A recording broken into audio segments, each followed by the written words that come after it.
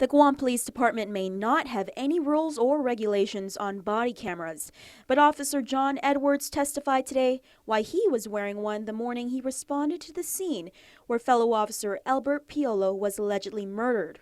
Quote, "I bought it for my protection and for accurate documentation," end quote. It wasn't his first time to wear the camera in his years as an officer on Guam and in Phoenix. The camera in question is made by Taser International and records both audio and video. The morning of Piolo's death, Edwards was able to capture 50 minutes of footage, which was divided into 4 clips. He explained that he had to turn off the camera for short periods to conserve the battery, which was already low, and that he had not altered any of the footage prior to handing it over to investigators.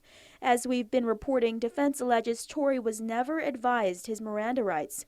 Therefore, the questions and answers recorded should not be permissible in trial, which is tentatively scheduled for June.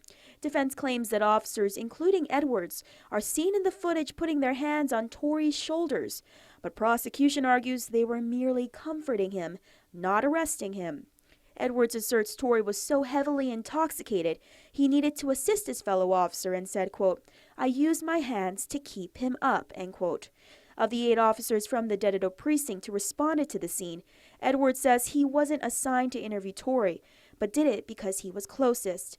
He testified today the 2 are more than acquaintances, but friends, seeing as they've both been with the force for the same amount of time. Also on the stand today was GPD Officer Barry Flores, who continued his testimony from Wednesday. Flores confirmed none of the officers who responded stayed with Piolo while he was being treated by medics for the gunshot wound to his chest. As we reported on Wednesday, the footage in question may indicate that Torre implies the gunshot wound was self-inflicted. Judge Michael Bordallo has taken the motion to suppress under advisement.